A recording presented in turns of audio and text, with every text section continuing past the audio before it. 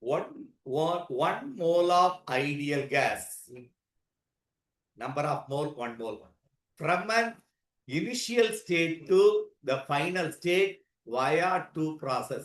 A ல இருந்து B போது ரெண்டு வழியில.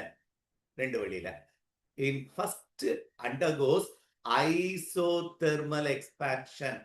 அப்போ எக்ஸ்பான்ஷன் அப்படின்னாலே வால்யூம் இன்க்ரீஸ் ஆகணும். எக்ஸ்பான்ஷன் நல்லா புரிஞ்சுக்கோ. வால்யூம் இன்க்ரீஸ் ஆகணும், பிரஷர் குறையணும். அப்போ V2 3V வால்யூம் இன்க்ரீஸ் ஆயிடுச்சு. அப்போ பிரஷர் குறையணும். அப்போ இதுல இப்படி வராது டைரக்ஷன். ஏன்னா B2 இப்படி வந்துதா இப்படி போகணும்.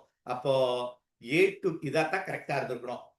ஏ இதுவும் கரெக்ட் தான். ஏன்னா வால்யூம் இன்க்ரீஸ் ஆகுது, பிரஷர் டிகிரீஸ் ஆகுது. அடுத்தது and then volume reduce to 3V to V at constant pressure.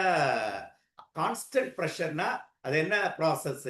Isobaric process in which pressure is constant. அப்ப பிரஷர் இது வர, இது ரெண்டும் இப்ப பார்த்துட்டோம். இது வர சான்ஸ் இல்ல, பிரஷர் கான்ஸ்டன்ட் இதுல. அப்போ ஃபர்ஸ்ட் கேஸ் ஐசோதெர்மல் எக்ஸ்பான்ஷன். அடுத்த case which is isobaric compression. Volume 3V ஆகுது, V ஆச்சு. அப்ப இந்த ஆப்ஷன் தான் கரெக்டா இருந்திருக்க முடியும். இதுல இது அடுத்த இது ரெண்டுமே தப்பு. ஏன்னா ஆப்போசிட்ல போற சான்ஸ் இல்ல. B2 என்ன C B2C அடுத்த C2A தான். அதனால இது இப்படி போச்சுன்னா இது என்ன ஆயிரும்?